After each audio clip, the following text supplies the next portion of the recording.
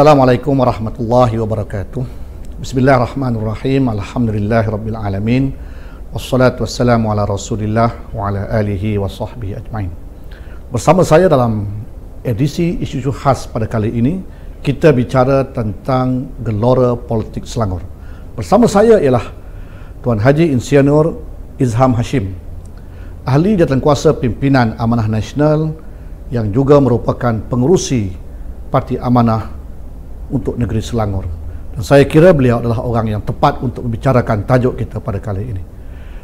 Tuan Haji, Selangor ini kalau kita lihat ia merupakan suatu Malaysia kecil, the jewel of this nation. Dia menyumbang kepada kekayaan KDNK dan ramai orang datang di Selangor ini, dan dia menjadi sebuah negeri yang terpenting di negara kita ini. Jadi, dan Selangor juga diperintah oleh Pakatan Harapan, yang mana amanah adalah merupakan suatu komponen dalam Pakatan Harapan itu sendiri. Bagaimana Tuan Haji melihat untuk memposisikan Parti Amanah ini dalam konteks unik dan kepentingan negeri Selangor dalam negara Malaysia kita ini? Terima kasih saudara pengacara. Bismillahirrahmanirrahim. Assalamualaikum warahmatullahi wabarakatuh. Alhamdulillah wassalatu wassalamu ala Rasulillah wa ala sahabat ajmain. Yang saya hormati semua para penonton yang budiman. Saya amat bersetuju dengan pembuka kata daripada pengacara kita atau moderator kita pada malam ini, saudara Jamzuri, bahawa betapa pentingnya negeri Selangor ini di kacamata rakyat Malaysia. Negeri Selangor ni kalau kita lihat secara ringkas, dia menyumbang kepada hampir 25% KDNK negara, iaitu di sekitar 250 bilion setahun. Satu angka yang amat besar bagi sebuah negeri menyumbang pada peratus yang begitu besar pada negara. Dan juga antara negeri yang paling ramai padat penduduk sekarang ni, di sekitar 6 juta penduduk negeri Selangor. Dan sebagaimana ini tepat sekali disebut oleh Saudara Jamzuri, Selangor ini melambangkan mini Malaysia sebenarnya dari segi komposisi kaumnya, di mana masyarakat kaum Melayu di sekitar 55-56%, dan selebihnya terdiri daripada kaum Cina, India dan juga orang asal, dan juga kaum lain. Jadi, dan juga satu perkara lagi yang kita kena sebut di sini ialah negeri Selangor ini berhimpunnya para intelek itu disebut tadi, dan juga merupakan negeri yang paling maju dari segi infrastruktur, kemudahan dari segi transportnya, industrinya, dari segi jalan rayanya, sistem pengangkutan dan sebagainya. Negeri Selangor lah merupakan model kepada negeri termaju di negara Malaysia. Jadi cabaran diri Selangor ni kemungkinan berbeza dengan negeri-negeri lain, tetapi satu hakikat yang pasti ialah negeri Selangor ini perlu terus dipertingkatkan kemampuannya bagi menerajui atau memacu perkembangan ekonomi dan pembangunan negara. Kegagalan di Selangor akan bermakna kegagalan negara itu sendiri. Ini satu perkara yang saya daripada awal dulu ketika di dalam parti dulu pun saya melihat perkara ini, kepentingan ini. Sebab itu saya peringkat awal dulu penglibatan ketika Pakatan Rakyat ketika itu menang di negeri Selangor. Saya sebenarnya adalah wakil kepada Parti PAS dulu untuk dalam kerajaan negeri, dalam sama-sama membantu membangunkan negeri Selangor. Jadi sedikit sebanyak saya faham akan kedudukan kepentingan Selangor di mata rakyat. Dalam soalan tadi, Parti Amanah sebagaimana kita sedia maklum, walaupun apa yang diperkatakan di luar sana, satu hakikat yang pasti ialah apabila PAS mengambil keputusan untuk tidak bersama dengan Pakatan Rakyat, kita melihat kelompongan di situ yang jelas boleh membantutkan usaha membangunkan atau meneruskan legasi Pakatan Rakyat itu sendiri. Itu sebenarnya merupakan langkah awal melihat betapa perlunya kita menggantikan parti yang dahulunya mewakili umat Islam di dalam persada politik negara. PAS pada ketika itu, yang kita semua sedia maklum, adalah sebuah parti yang berasas kepada Islam, dan saya lihat hari ini pun masih sama dasarnya, dan juga perlembagaannya tidak berubah. tahu lah. Mungkin kemungkinan bagi saya lah, pada pandangan saya, Syed Haji, yang berubahnya adalah pemimpinnya. Ini satu sebab tu saya selalu sebut betapa perlu pentingnya kepimpinan itu dibentuk dengan betul. Kerana kalaupun parti yang sama, perlembagaan tak berubah, tapi kalau manusianya berubah, jadi mana ada perubahan besar boleh berlaku pada parti itu. Jadi sebab yang menentukan jatuh bangun sebuah parti itu adalah manusia itu sendiri. Sebab tu pembangunan sumber manusia ini bagi saya merupakan benda yang aspek yang paling tinggi, paling penting dalam mana-mana organisasi. Jadi apabila amanah ditubuhkan, hasil daripada kegagalan PAS dalam menerajui perubahan ini, atas sebab-sebab yang kita kena bincang pasal lain lah, ataupun kemudian ialah makna dia kita melihat akan perlunya langkah segera menubuhkan sebuah parti Islam yang progresif, yang pro rakyat, yang bersama pakatan bagi meneruskan legasi atau meneruskan perjuangan Pakatan Rakyat. Ini sebenarnya merupakan prasyarat pertama kewujudan Parti Amanah Negara itu sendiri. Maknanya kalau saya boleh rephrase balik, amanah ini ditubuhkan untuk menyelamatkan koalisi politik yang dilihat berupaya untuk terus memacu pembangunan negeri Selangor dan mewakili umat Islam. Ya. Memacu pembangunan negeri Selangor dan untuk menyelamatkan Malaysia secara keseluruhannya, kerana Selangor ini adalah Malaysia. Itu perspektif yang diambil daripada konteks bagaimana posisi amanah di negeri Selangor.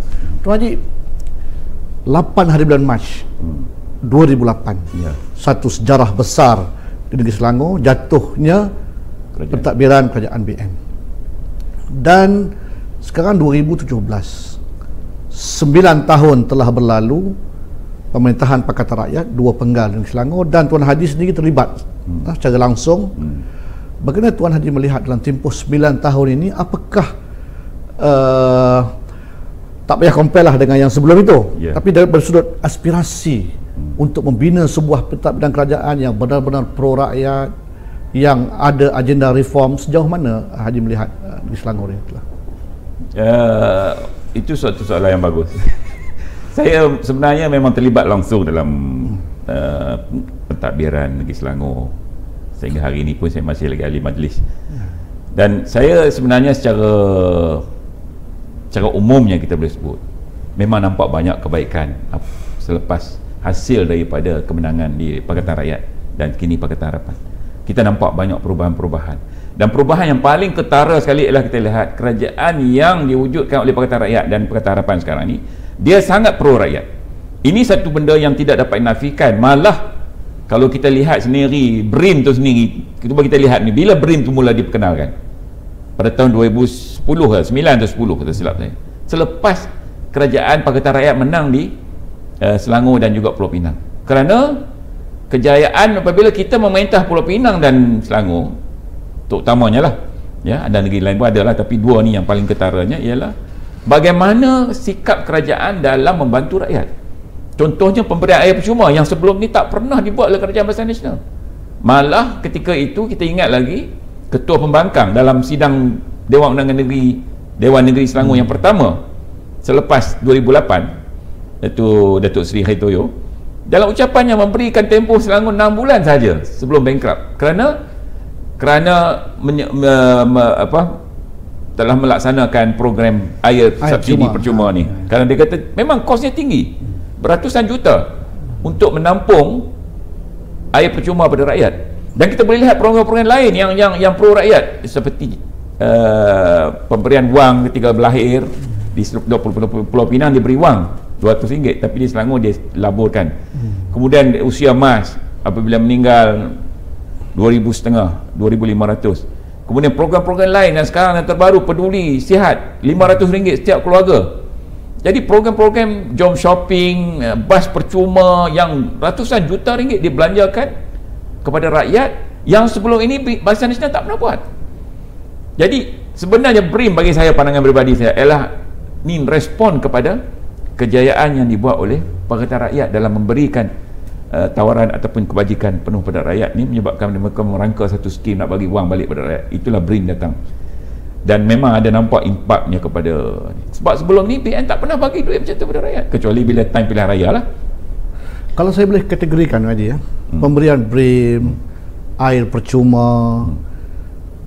Ramai yang mengatakan bahawa itu adalah dasar-dasar ataupun polisi populis. Yang populis.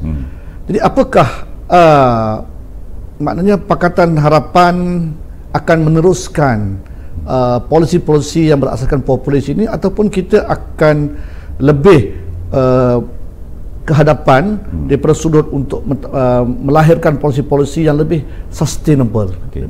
Saya nak ke situ sebenarnya tadi tu. Dia sebenarnya itu yang saya nak sebut tadi. Dalam kita mentadbir negara, rakyat, kita tidak boleh lari daripada program-program yang bersifat yang populis, yang in nature, ataupun yang disebut dalam istilah yang lebih elok sikit ialah affirmative. Bila kita melihat certain segmen dalam masyarakat itu memerlukan bantuan kerajaan dalam bentuk sama ada kewangan sebagainya, kita terpaksa mengambil langkah-langkah itu demi untuk rakyat. Bukan sahaja kita buat masa time pilihan raya, kita mesti buat sepanjang pentadbiran kita. Dan ini mengatasi kaum, tidak mengira kaum, mengikut keperluan affirmative ni.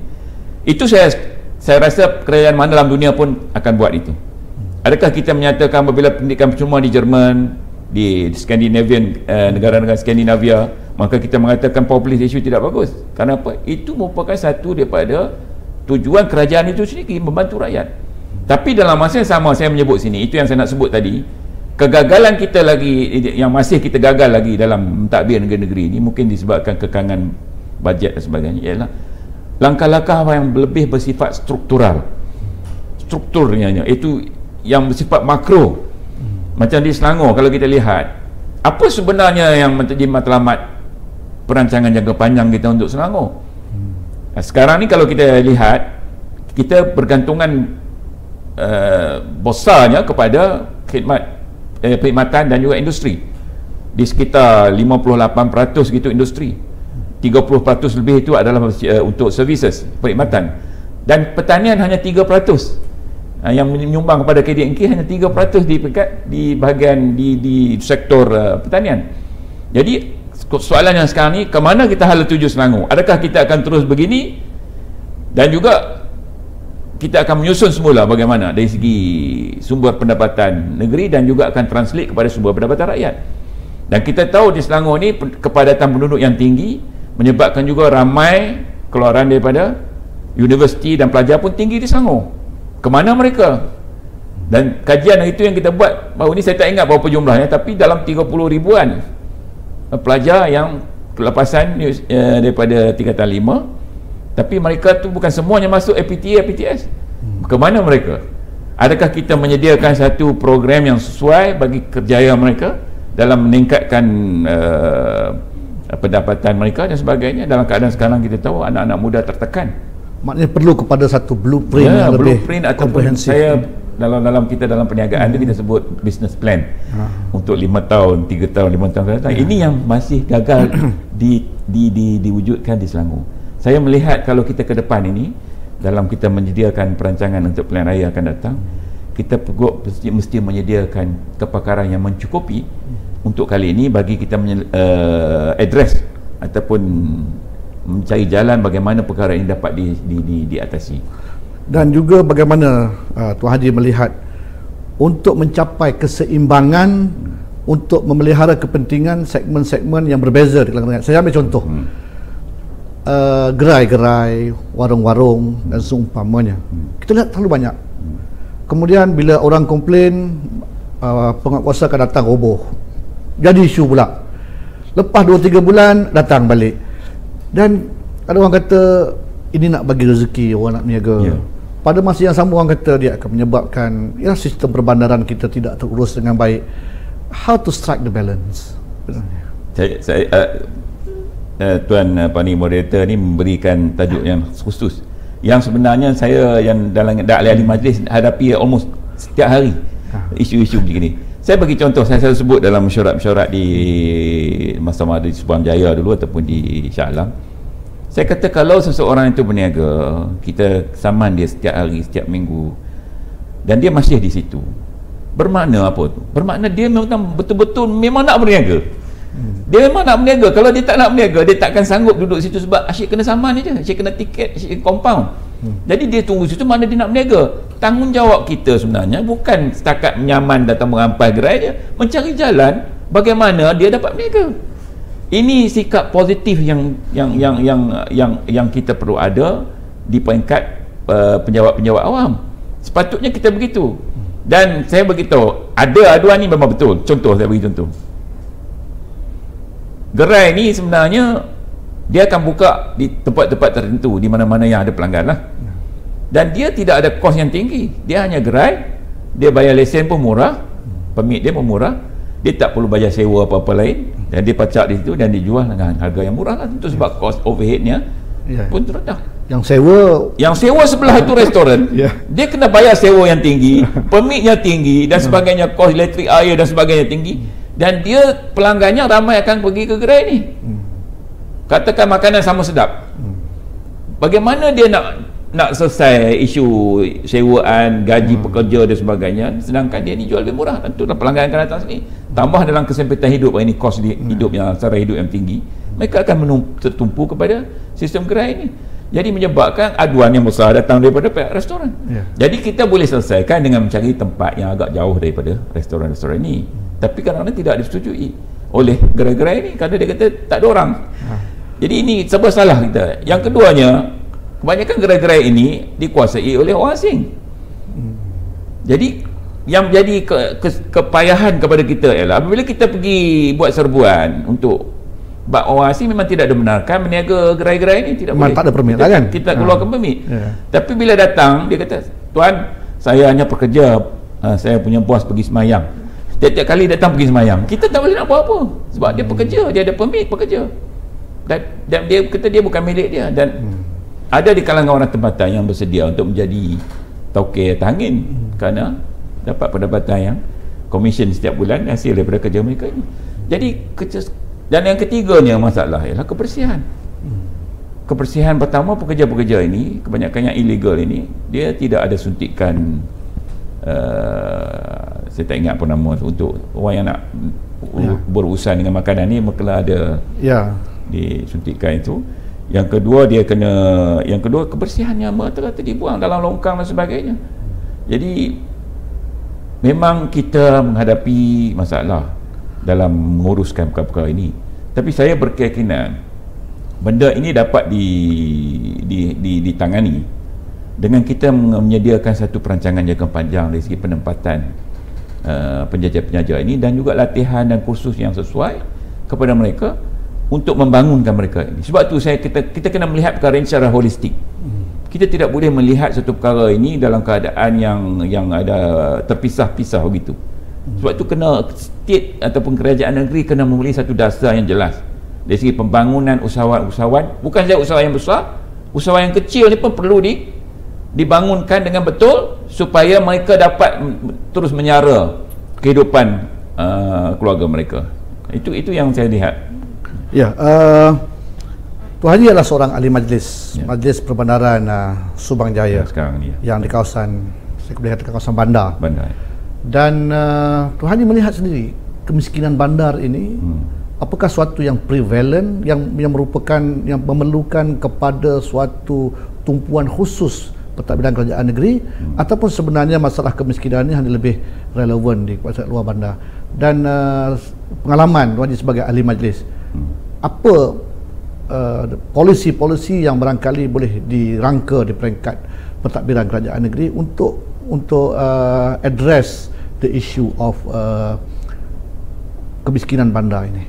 Kita tak boleh nafikan lah dalam mana-mana negara yang bangun ketidakseimbangan antara peluang pekerjaan ataupun peluang menambahkan ekonomi keluarga di kampung, di luar bandar dan juga di bandar, itu sangat ketara. Jadi menyebabkan perpindahan migrasi daripada kampung, luar bandar kepada bandar. Ini satu perkara yang lumrah dalam mana-mana negara yang bangun dan negara maju pun. Cuma benda-benda ni pun sebab tu saya kata tadi kena diadreskan dalam langkah-langkah yang bersifat struktural begitu. Penyusunan semula masyarakat itu perlu dibuat dengan betul. Mana dia kena ada satu pemangkin atau satu tarikan atau satu insentif kepada mereka untuk hidup di luar bandar. Kalau boleh saya celah, jadi nak kena ada tu. Dia tak boleh kata mintalah semua supaya berada di luar bandar. Nak buat apa dia kata? Nak buat kerja apa?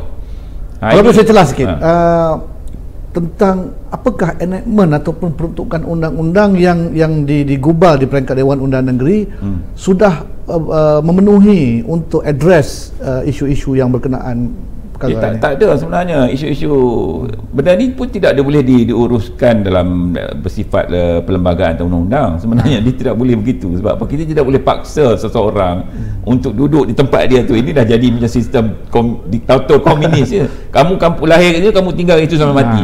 Tak, sebenarnya itu tak workable. Kalau kita buat begitu, kita kalah pilihan raya nanti. Memang tak boleh. Cuma kita kena ada satu skim yang menggalakkan mereka duduk di luar bandar. Jadi apa dia tu kita boleh bincang secara lanjut kemudiannya. Tapi apa yang nak sebut sini, tidak ada satu usaha sebenarnya untuk kita mengekalkan ataupun at least kurang-kurangnya mengurangkan migrasi daripada penduduk luar bandar ke bandar ini. Walaupun ada usaha-usaha dibuat, tapi saya melihat dia tidak begitu berjaya. Ada dia buat farming, contract farming, agriculture di luar bandar dan sebagainya. Ada dia buat sikit-sikit tu, tapi masih belum berjaya. Di bandar ni kemiskinan adalah real. Satu perkara yang bukan jadi-jadian. Ini satu perkara yang benar-benar berlaku. Dan macam saya sebut tadi, bila dah ramai pemindahan di bandar, menyebabkan masalah yang paling pertama, yang paling masalah ialah kediaman. Itu yang wujudnya setinggan dan sebagainya yang berlaku dalam negara kita. Jadi tapi yang jadi masalahnya, penyelesaian kepada masalah setinggan ini pula merupakan juga satu masalah. Bila mereka hidup dalam masyarakat setinggan, kebersihan tidak menjadi kepentingan mereka, suasana dalam masyarakat tidak penting. Yang penting mereka ada tempat bumbung untuk tempat mereka tidur, berlindung daripada hujan dan panas. Jadi apabila kerajaan Selangor dulu dia bawa skim sifar setinggan ni, saya ingat dulu kalau dia dibuat, apa yang dia buat ialah memindahkan mereka ni kepada satu flat atau apartment low cost yang didirikan bertingkat-tingkat seperti sarang merpati dengan segala kemudahan yang sangat kurang. Parkingnya tidak cukup, liftnya yang tidak cukup, dan suasana persekitaran yang tidak mencukupi. Jadi mana dia memindahkan masyarakat di setinggan ini, hanya memindahkan dari segi fizikal, tapi tidak memindahkan langsung dari segi pemikiran mereka, menyebabkan segala apa yang mereka lakukan, perkara negatif yang mereka lakukan di tempat mereka itu dibawa ke tempat yang baru. Jadi sebab itu kalau kita lihat di Selangor, saya sangat sudah lumrah di tempat saya itu, Angsana nama tempat apartmen, bermacam-macam masalah, kekotoran, masalah lift rosak selalu, vandalism, pergaduhan ke antara kaum. Sikit saja isu jadi perkauman, sikit saja jadi perkauman. Jadi minda mereka ni masih minda yang dibawa daripada setinggan ke rumah apartmen yang baru, menyebabkan tidak ada perubahan sebenarnya yang berlaku di tempat itu. Hanya berlaku perubahan dari segi, dulu kalau rumah satu-satu, sekarang rumah tinggi-tinggi. Itu saja perubahannya. Jadi di bawah kerajaan Selangor, kita berpandangan itu pada satu peringkat masa Tan Sri Khalid tu, bahawa untuk kita mempercepatkan proses asimilisasi antara penduduk setinggan atau penduduk yang low cost ini dengan ialah menyediakan perumahan yang sama, duduk sama dengan orang lain. Jadi bila kita bangunkan satu apartmen, kita samakan mereka duduk di situ juga, kemasan yang sama, rumah sama, cuma berbeza dari segi luas lantai dia. Bilik tetap sama, minimum 3 Selangor bilik, tak boleh kurang. Sebab apa? Kita kena mengikut. Kalau nak kata Islam ni lah dia Islam. Yalah, 3 tu mana anak lelaki 1, anak perempuan dan juga ibu bapa, mesti minimum 3, tak boleh kurang. Cuma lantainya lebih kurang daripada yang medium cost dan high cost. Tapi kemasannya sama. Kalau dia kata itu pakai jubin, dia tu pun pakai jubin sama. Ini sebenarnya cadangan kita buat dulu supaya mereka tinggal bersama dengan orang-orang yang baik, supaya orang yang baik akan mempengaruhi mereka menjadi juga rakyat yang baik. Ini dari segi kediaman. Ada lagi isu-isu lain ni, kediaman lagi. Dan mereka ini sebabkan mereka pindah berhijrah untuk hidup di bandar, biasanya mereka ni kelayakan tidak ada dari segi akademik. Maka mereka bergantungan kepada kerja-kerja yang dipanggil odd job. Apa dia odd job dia? Kerja-kerja kilang, kerja-kerja part time sana sini sebagainya. Jadi tidak mencukupi untuk menyara keluarga. Dan biasanya mereka anak ramai. Bukan saya nak sebut ini, tapi itulah hakikatnya, anak ramai. Jadi bagaimana nak menampung kehidupan mereka dengan sewaan rumah dengan kos hidup yang tinggi sebagainya? Maka terpaksa kerja-kerja lain tu buka, termasuk malam-malamnya buka gerai dan sebagainya. Ini bermulanya gerai-gerai yang bercambahan di bandar. Jadi sebab tu benda ni kita lihat kena secara holistik, menyeluruh untuk menyelesaikan masalah miskin bandar. Baik, kita ada banyak lagi soalan-soalan panas dan kita rehat dulu, kembali selepas ini.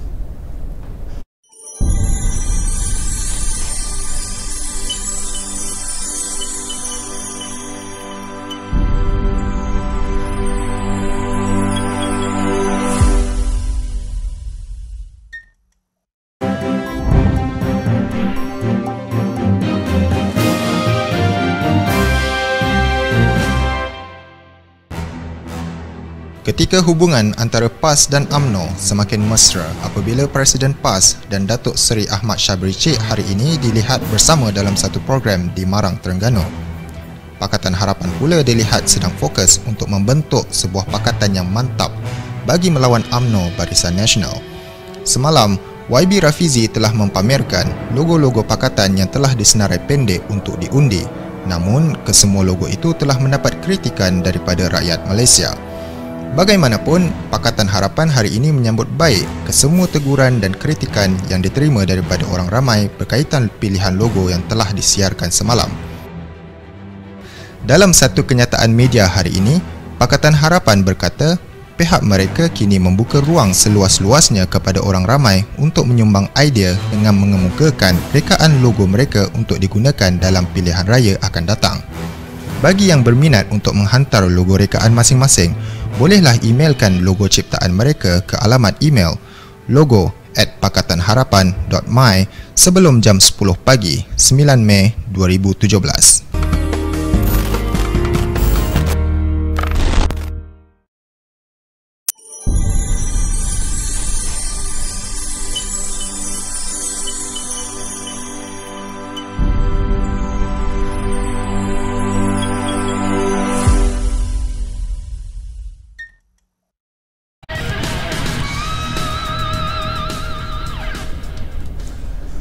Ya, kita kembali semula dalam isu-isu khas kita dan kita masih lagi dalam Gelora Politik Selangor bersama dengan Tuan Haji Insinyur Izham Hashim, pengerusi Amanah Negeri Selangor. Tuan Haji, Gelora Politik di Selangor ini orang nampak bermula daripada langkah kajang. Pelbagai naratifnya, pelbagai versinya, masing-masing menceritakan atau melihat isu ini daripada perspektif dan naratif masing-masing. Jadi saya fikir Tuan Haji berada dalam kancah itu, berada dalam suasana itu, barangkali Tuan Haji boleh berkongsi naratifnya daripada pandangan Tuan Haji sendiri. Saya sebenarnya banyak terbaca dalam makalah dan akhbar berhubung dengan langkah kajang ni, dan banyak diperkatakan oleh ramai pihak. Tapi malangnya yang ramai di luar ni mereka tidak terlibat langsung dalam langkah kajang ini. Jadi menyebabkan mereka buat telahan dan juga andaian yang bukan-bukan, yang kadang-kadang bercanggahan langsung dengan fakta sebenar apa yang berlaku. Saya sendiri terlibat langsung dalam, daripada awal lagi, sebelum langkah kajang, nama langkah kajang tu sendiri, saya terlibat langsung. Dan beberapa orang rakan lagi daripada PAS bantu kami, bersama-sama rakan-rakan kita dalam PKR dan juga dalam BAP, kita berbincang panjang isu ni. Bukan perkara ni timbul, meletup begitu saja. Jadi saya nak cerita sini sebenarnya sebagai untuk rekod sebagai fakta sebenar apa yang berlaku.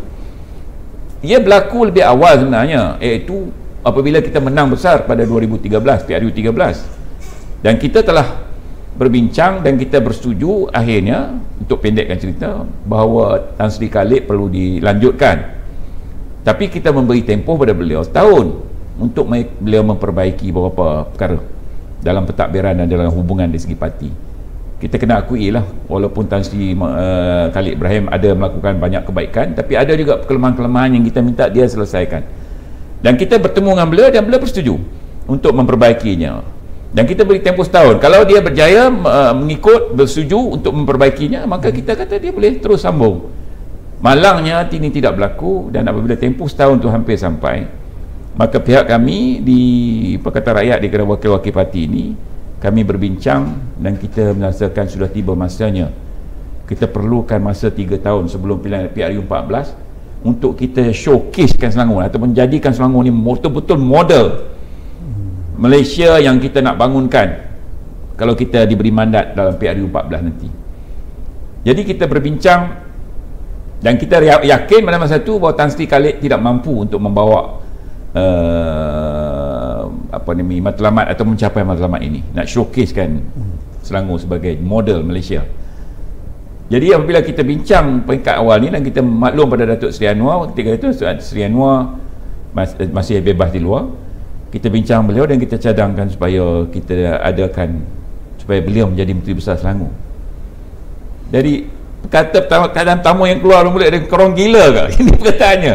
Dia sebab ada andaian-andaian di luar menyatakan bahawa Datuk Seri Anwar punya cadangan sebenarnya nak jadi Menteri Besar ni. Itu sebenarnya saya beritahu terang ini tidak betul sama sekali. Kami yang think tank ini berbincang bukan kerana semata-mata nak jadi Menteri Besar, semata-mata kerana nak bangunkan Selangor ni menjadi cadangan itu daripada pihak Pakatan Rakyat, Pakatan bukan Rakyat. daripada parti PKR ya? Bukan, Pakatan Rakyat. Saya terlibat sama. Dan saya masa tu wakil Selangor. Saya, YB Khalid dan Dr. Rani adalah wakil Selangor dalam perbincangan dalam Pakatan Rakyat Selangor. Dan dibincang oleh rakan-rakan juga daripada PKR dan DAP. Ini bukan keputusan sebenarnya seorang. Ini keputusan bersama dan kita pun dah maklum kepada Tan Sri Khalid lebih awal, setahun sebelum tu, untuk dia memperbaiki. Tapi dia tidak memperbaiki, malah dia pula terjebak dalam beberapa perkara yang kita rasa agak merugikan kepada Pakatan Rakyat. Saya tak perlu ulang lah, panjang cerita tentang apa yang kita sebut sini. Apabila kita timbulkan peringkat awalnya, Datuk Seri Anwar menolak secara terbuka. Dia kata ini kerja-kerja gila, dia kata, dan tidak wajar kita buat. Tapi apabila berlaku insiden-insiden selepas itu melibatkan negeri Selangor yang menjadi kontroversi dan menyebabkan bermasalah banyak kepada kerajaan negeri, jadi akhirnya kita pujuk Datuk Seri Anwar dan beliau akhirnya kata bersetuju. Dan kita yakin untuk menjadikan beliau sebagai Menteri Besar ini adalah satu senjata yang ampuh bagi mengalahkan UMNO di peringkat nasional ketika itu.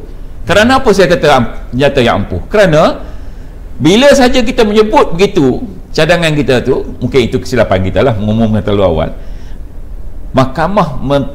Mahkamah Rayuan mempercepatkan kes Datuk Seri Anwar, sedangkan masa itu belum ditetapkan tarikh apapun. Dipercepatkan supaya bila diadakan Mahkamah Rayuan itu bicara itu dan ditolak rayuan Datuk Seri Anwar, maka Datuk Seri Anwar didapati bersalah dan dipenjarakan. Maka dengan itu dia secara tidak langsung, secara automatik terbatal menjadi calon pilihan raya kecil kita. Tidak layak menjadi calon. Tidak layak, tak boleh menjadi. Okay. Tak boleh menjadi calon. Itu sebenarnya menunjukkan langkah kita langkah yang betul.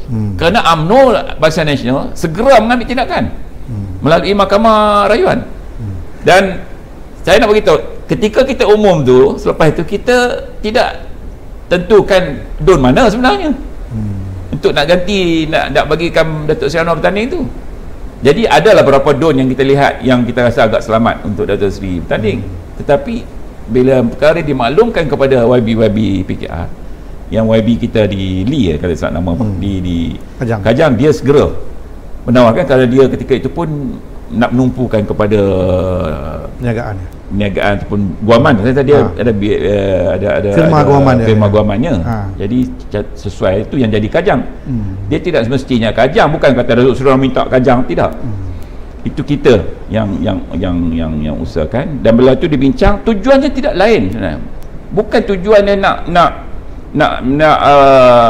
nak glorify atau nak mengagung-agung Datuk Seri, tidak. Kita nak meletakkan itu supaya proses untuk mentransformasikan Selangor menjadi model itu dapat dipercepat dan berjalan dengan baik dengan Datuk Seri Anwar dengan pengalaman, kita kata pengalamannya sebagai timbalan Perdana Menteri yang lama, Menteri Keuangannya, dengan kontak hubungannya, networkingnya seluruh dunia, dengan reputasi dan pengalamannya itu, kita yakin Selangor dapat dibangunkan untuk menjadi contoh. Dan bila sampai PRU14 nanti, rakyat akan tengok inilah dia Malaysia, dan tentulah mereka akan beri mandat kepada kita. Itu cerita sebenar, bukan ada cerita-cerita lain. Dan apabila telah berlaku Datuk Seri Anwar dah disqualify, maka kita mengadakan pertemuan lagi ramai, betul, dekat 20-30 orang think tank daripada PKR, Amanah dan Amanah pula, PAS dan juga DAP. Kita berbincang untuk mencari jalan bagaimana nak menyelesaikan isu ni. Dan dalam mesyuarat itu kita bercadangkan kawan Datuk Seri Wazizah untuk menggantikan, bukan Datuk Seri Anwar punya cadangan. Datuk Seri Anwar tak pernah ada dalam mesyuarat. Dalam mesyuarat itu yang diadakan, saya boleh sebut Jalan Ampang, saya tak ingat alamat dia, tapi Jalan Ampang ada satu bangunan itu kita ada. Ketika kita berbincang dari segi agenda untuk Selangor dan sebagainya, sebelah pagi, satu pagi kita bincang, macam-macam keluar idea dan sebagainya. Setelah petangnya Datuk Kak Wan masuk. Kak Wan kita jemput dia. Bila dia masuk, Wabi Rafizi mengumumkan apa yang kita dah putus sebelah pagi. Saya boleh lihat wajahnya pucat. Dia kata tak boleh, saya tak mampu nak jadi Menteri Besar. Kak Wan ni tolak. Dia tak kata dia tak mampu untuk nak jadi Menteri Besar. Ini maknanya bukan cadangan daripada Ibrahim dan bukan juga permintaan daripada Kak Wan. Bukan, inilah saya kata banyak cerita di luar ni, dongengan ni, andaian ni, fitnah ni, tak betul. Kak Wan menolak. Tapi kita kata Kak Wan, kalau Kak Wan menjadi Menteri Besar, ni berapa puluh orang ni, kami bersedia bersama-sama Kak Wan untuk bantu Kak Wan bangunkan Selangor. Dia tengok dengan ramai yang pakar-pakar teknokrat dan sebagainya ada bersama, kita bersedia Kak Wan. Itu menyebabkan dia ada keyakinan, walaupun masih dia menolak lagi masa tu. Selepas beberapa hari lepas tu baru kita pujuk dan sebagainya, baru dia bersedia untuk bertanding di Kajang. Jadi sebenarnya agenda kita ni sebenarnya cukup cantik.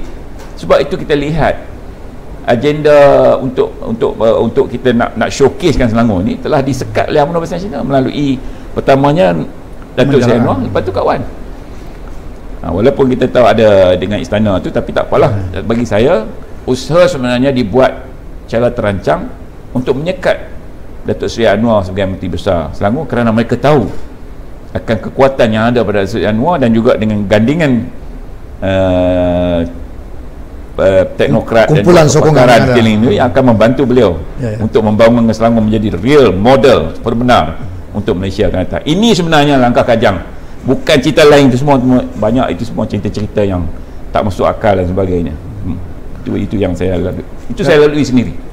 Itu versi ataupun naratif yang disampaikan, yang dikongsikan oleh Tuan Haji Izham berkenaan langkah Kajang, kerana langkah Kajang inilah yang banyak bermulanya pergeseran dan pergolakan yang berlaku dan seterusnya. Ini satu perkongsian yang baik. Saya nak sebut sikit tentang isu ni yang kena betulkan fakta. Saya yang paling tak faham kenapa sepatutnya berlaku pergeseran. Kerana kita dah bersetuju bahawa di negeri Selangor, PKR yang mengepalai kerajaan negeri, kita membantu. Jadi apabila ada krisis dalaman mereka dengan Tan Sri Khalid, dan Tan Sri Khalid terlepas itu dah dipecat daripada PKR, maka kita sebagai rakan yang setia perlunya menyokong PKR untuk sama-sama mencari penggantinya. Sepatutnya begitu. Kita itulah semangat setia kawan. Sebab apa? Ini bukan masalah haram halal ni, ini masalah dari segi politik. Kewajaran untuk mereka itu cukup jelas. Kita telah bentangkan kepada PAS masa itu. Saya sendiri bercakap dengan pimpinan pusat dan negeri, saya bentangkan apa dia isu tu, sebab saya wakil PAS masa itu. Saya bentangkan kenapa kewajaran ini, dan telah DAP boleh faham dan mereka menyokong. Tapi PAS mempertahankan Tan Sri Khalid, sedangkan kita dah setuju bahawa PKR yang menentukan calon Menteri Besar bagi Selangor. Ini yang merupakan menyebabkan mereka mengungkit-ungkit isu langkah Kajang. Sebenarnya tidak ada. Sedangkan ketika krisis di Kedah, walaupun ramai daripada Exco PAS ketika itu ada bermasalah dengan Ustaz Azizan, arwah Allahyarham Ustaz Azizan, Menteri Besar, mereka menemui Datuk Seri Anwar. Dia kata minta maaf, ini kena diselesaikan oleh PAS sebab kami dah setuju bahawa PAS yang mengepalai Kedah, kami membantu PAS. Jadi kalau ada masalah dalaman, perlu diselesaikan oleh PAS itu sendiri. Jadi ini dasar tidak masuk campur itu ini dia yang telah diamalkan oleh Datuk Seri Anwar di Kedah. Tapi kenapa di Selangor kita pula PAS mengambil pula langkah unilateral untuk menyokong Tan Sri Khalid? Inilah sebenarnya punca masalah langkah Kajang tu, bukan masalah lain bagi saya. Baik. So langkah Kajang pun dah habis dan Pakatan Rakyat pun telah terkubur. Dan sekarang kita ada Pakatan Harapan, dan Amanah adalah satu komponen daripada Pakatan Harapan yang akan berhadapan dengan pilihan raya umum yang ke-14 yang tidak lama lagi. Jadi Tuan Haji boleh kongsikan sejauh mana Amanah bersedia untuk menghadapi pilihan raya umum yang ke-14 ini, terutamanya di negeri Selangor ini? Saya nak tanya pada semua lah, pada ahli, pimpinan Amanah, ahli dan juga kepada rakyat Selangor dan juga Malaysia amnya. Apa tujuan kita masuk dalam pilihan raya? Dan adakah anda semua di luar sana dapat melihat kebaikan Pakatan Rakyat dulu mentadbir berbanding dengan Barisan Nasional? Kalau ya, maka kita tidak boleh biarkan perpecahan ataupun sedikit masalah yang berlaku sama kita ini menyebabkan rakyat hilang tumpuan ataupun menyebabkan rakyat keletihan ataupun rakyat putus asa daripada untuk meneruskan usaha menyelamatkan negara dan bangun negara yang kita cintai ini. Itu soalan besar tu. Kenapa? Dia balik pada persoalan asal. Ini kata, oh kita dah pecah lah, biarlah BN. Tidak akan membantu apa-apa. Sedangkan Barisan Nasional, saya selalu sebut dalam ceramah saya, Barisan Nasional 2008 dia kalah 48% undi popular dia kita dapat masa tu. Sebagai sebuah parti yang patutnya belajar daripada kekalahannya lah, belajar supaya dapat diperbaiki dan menang balik. Tapi adakah Barisan Nasional belajar daripada kekalahan? Tidak. Sepanjang 2008 apa yang mereka buat? Mereka buat benda yang sama. Mereka buat perkara-perkara yang dibenci oleh rakyat, buat perkauman ke, isu berkerasuah dan sebagainya. Dia tidak ada perubahan. UMNO tu sendiri, Barisan Nasional, tidak ada perubahan. Makin teruk. Sebab tu bila 2013 kita menang lagi besar, menunjukkan bahawa UMNO, Barisan Nasional tidak berubah, maka makin teruk. Dan daripada 2013 sampai sekarang, adakah makin bagus? Lebih teruk. Tak pernah ada dalam sejarah dunia dan negara Malaysia lah, especially dan dunia amnya, bahawa seorang Perdana Menteri yang jelas mengambil duit ataupun mencuri duit daripada IMDb melalui berbagai-bagai cara lah dan telah dikupas. Sampai hari ini digelar kerajaan kleptokrasi, kerajaan yang mengumpat duit rakyat, mengguna atau mencuri duit rakyat. Tak pernah berlaku dalam sejarah Perdana Menteri kita yang berlaku. Jadi dalam masa itu pula adakah akan kita biarkan Barisan Nasional menang lagi kewajaran dia untuk mengalahkan Barisan Nasional itu di dalam pilihan 2014 ini. Jadi apa jua yang berlaku dalam parti-parti politik, yang penting bagi kita ialah Pakatan Harapan yang terbentuk hari ini adalah alternatif kepada Barisan Nasional dan mesti diperkuatkan. Kita menerima pelbagai sokongan daripada parti-parti lain dan NGO yang syaratnya ialah pertama, mestilah nak bersetuju menjatuhkan Barisan Nasional. Kalau nak jadi penasihat, minta maaf.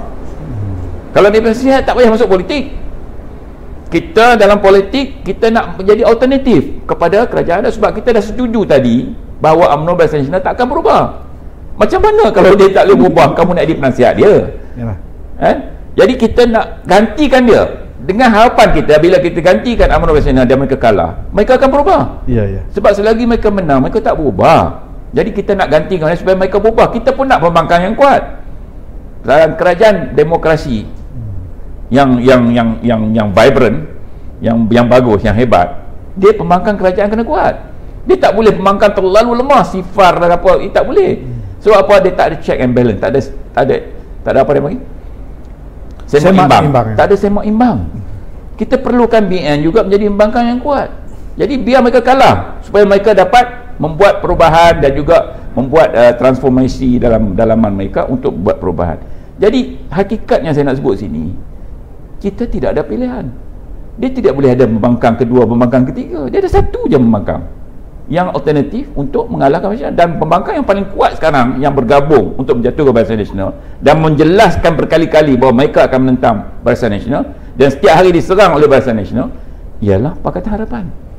Jadi yang lain tu, blok ketiga, 4, 5 tu sebenarnya irrelevant. Sebab bagi saya bersetuju dengan pandangan Tun Mahathir bahawa siapa saja yang cuba memecahkan undi bangkang, undi rakyat dengan mewujudkan blok ketiga, keempat sebenarnya cuba untuk memecahkan undi rakyat supaya Barisan Nasional terus menang. Itu hakikatnya. Kita kena terima hakikat itu. Jadi saya seru pada semua rakyat Malaysia, fikirkan betul-betul. Jangan kita termakan dengan hujah-hujah bahawa kalau menang Pakatan Harapan maka Lim Kit Siang jadi Perdana Menteri, DAP akan menang, Malaysia akan jadi negara Kristian. Tak masuk akal. Hujah-hujah ni sebenarnya kenapa disebut begitu? Kenapa DAP? Sedangkan tiga parti lain itulah dominannya Melayu. Parti Amanah 90% Melayu, PKR 70% Melayu, bersatu lagi lah hampir 1% Melayu. Tiga parti ini lebih dominan daripada DAP. DAP hanya bertanding tak sampai 1/4 kerusi parlimen. Bagaimana pula dia menang tiba-tiba Lim Kit Siang jadi Perdana Menteri? Dan mereka pun tidak pernah minta jadi Perdana Menteri. Yang pernah minta jadi timbalan Perdana Menteri ialah MCA. Ya. DAP tak pernah minta, timbalan pun dia tak pernah minta. Jadi dia faham. Jadi sekarang ni kenapa dia sebut DAP? Sebab dia tahu orang Melayu ni ada sedikit Stigma. tabu tentang DAP. Itu sebab dia guna DAP. Kenapa dia sebut negara Kristian kalau DAP menang? Sedangkan agama Kristian dalam DAP yang menganut agama Kristian tak sampai 5%. Daripada 70-80% adalah Buddha, yang selebihnya Hindu. Kenapa disebut Kristian? Kerana orang Melayu cukup ada stigma, ada tabu dengan gerun dengan Kristian. Sebab tu disebut agama. Kenapa tak sebut kalau DAP menang, DAP akan istilah negara Buddha? Saya selalu sebut hal yang sama. Kenapa disebut agama Kristian? Kristian 5% saja. Kerana orang Melayu cukup gerun dengan Kristian. Kerana ada pengalaman-pengalaman ataupun kristianisasi itu. Ya, betul.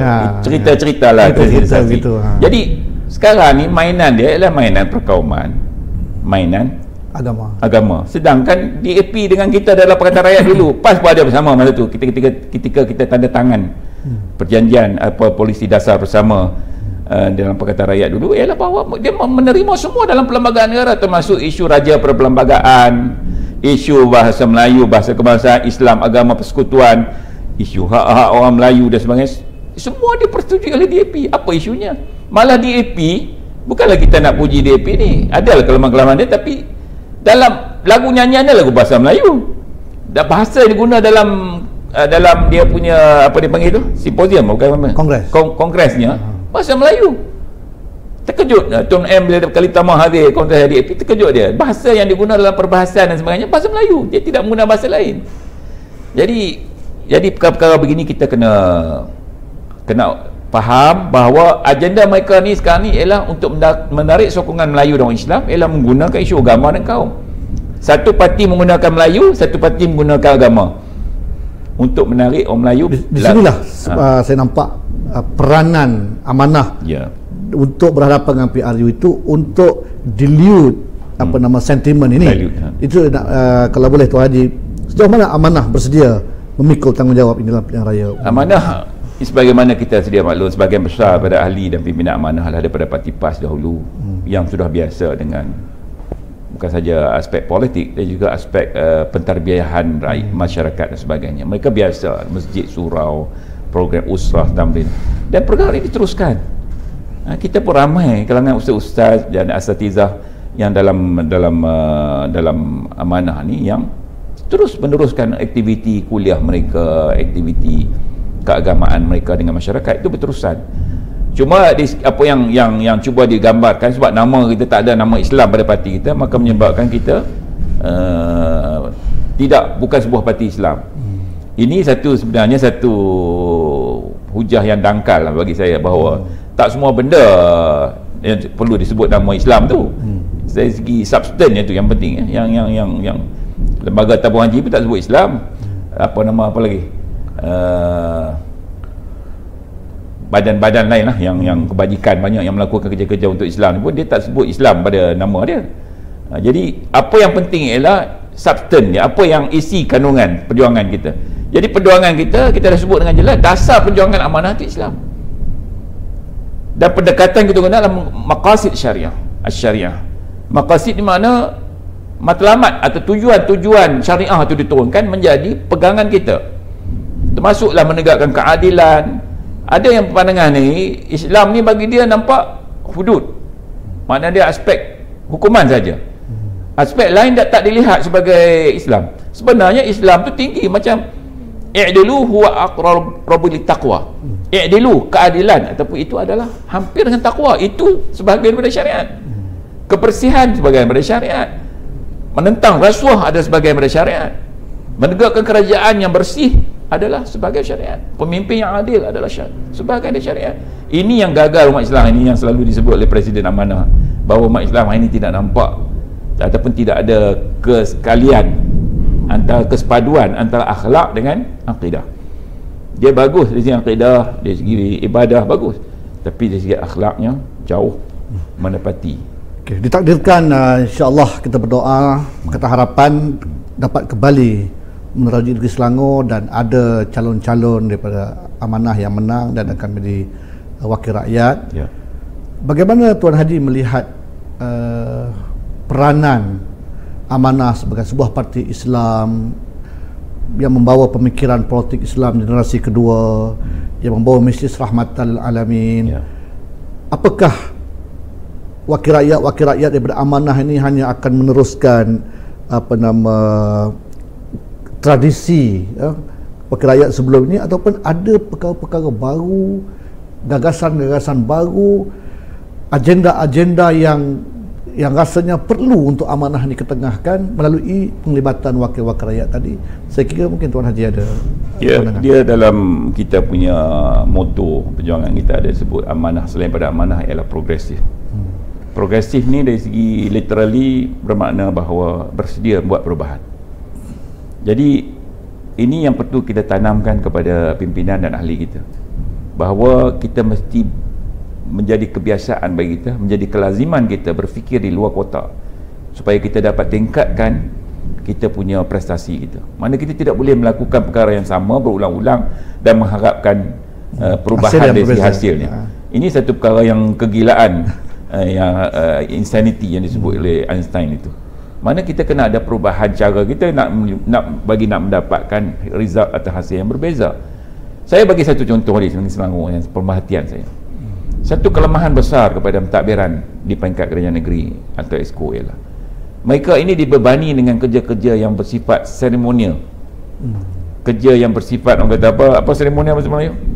Rasmi. Perasmian itu rasmi ini. Jadi dia tidak ada masa memikirkan sebenarnya perancangan mereka.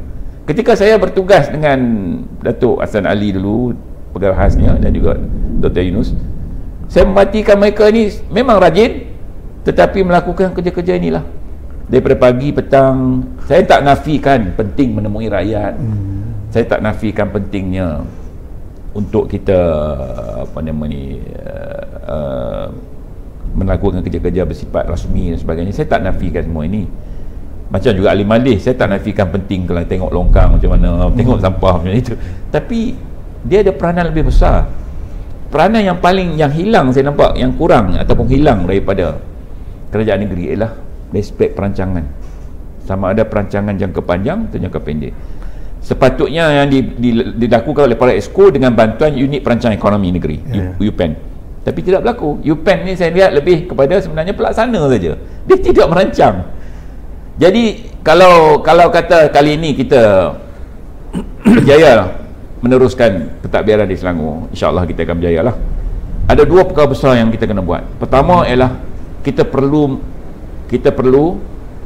memerintah atau mentadbir Selangor atas betul-betul atas perkataan rakyat, atas harapan. Bukan saja di Selangor, negeri-negeri lain yang kita mesti atas perkataan harapan. Kita tidak boleh memanggil negeri ini negeri pakat PKR, ni negeri DAP, ni negeri amanah, ni negeri. Sebenarnya tak wajar kalau kita bersama dalam perkataan harapan. Perkataan harapan lah yang mentadbir negeri-negeri ini. Calon menteri besar soal itu soal lain, sebab kalau benda lain kita boleh capai secara sepakat atau konsensus, maka calon menteri besar pun adalah konsensus di kalangan empat parti itu apabila kemenangan, bila kita dah menang negeri itu. Dan ini boleh dicapai dengan memilih calon terbaik di kalangan kita. Tak ada masalah sebenarnya. Tapi bila kita dah merintah, mestilah ditadbir mengikut dasar-dasar perkataan harapan. Kita tak mau bila dah menteri besar tu daripada PKR, dia mentadbir negeri itu ikut dasar PKR, atau negeri ini DAP, dasar DAP, atau negeri ini dasar amanah saja. Jadi benda ni sebenarnya ini yang perkara yang kita kena address kan ya, dalam pilihan raya akan datang. Kenapa? Barulah rakyat lihat keberkesanan, kesepaduan itu kan Barisan Nasional. Semua ni kita Barisan Nasional. Kerajaan Barisan Nasional, dia tak sebut kerajaan UMNO. Itu yang pertama. Yang kedua, perancangan. Sepatutnya negeri Selangor ni, bagaimana sebut awal tadi, kita mempunyai kepakaran dalam segala bidang. Dalam parti-parti kita pun ramai pakar-pakar sebenarnya. Kita ni semua bukan ahli politik sejak lahir. Macam saya sendiri, bidang saya ialah dalam kejuruteraan dan juga human resource. Dan juga korporat, saya pernah terlibat dalam korporat, sektor korporat. Jadi begitu juga dengan ramai lagi, Wabi Rafizi dan sebagainya, Wabi Khalid, Dr. Zul, semua ada kepakaran masing-masing. Mereka ini bukan saja ahli politik. Kepakaran ini perlu kita guna untuk membangunkan negeri atau negara. Jadi mana kena ada satu badan khas yang merancang semua ini. Itu blueprintnya. Dan apabila dirancang, diteliti, dibincang dan dihalusi dan sebagainya, bila diluluskan, dibawa ke dalam exco, maka bila dah disetujui, mana pelaksananya mengikut portfolio exco akan melaksanakan. Jadi exco ni boleh terlibat dalam perbincangan awal, tapi yang penting mereka terlibat dalam pelaksanaan. Ini yang perlu dia ada pada negeri Selangor dan negeri-negeri lainnya kalau kita nak melihat sebuah negeri yang maju dan negara yang maju. Kena ada perancangan jangka panjang untuk negara. Ini yang saya lihat kelemahan yang kita perlu buat dalam masa-masa yang mendatang, insyaAllah. Baik, saya kira kita pun sudah sampai ke penghujung program isu-isu khas kita, dan saya ucapkan terima kasih kepada Tuan Haji Insinyur Izam Hashim di atas perkongsiannya, dan semoga perbincangan ini dapat memberikan perspektif yang baik untuk kita memahami suasana gelora politik Selangor. Kita berjumpa dalam siri yang akan datang. Terima kasih kepada penonton, terima kasih kepada Tuan Haji Izam. Selamat menonton. Sekian, terima kasih. Assalamualaikum warahmatullahi wabarakatuh.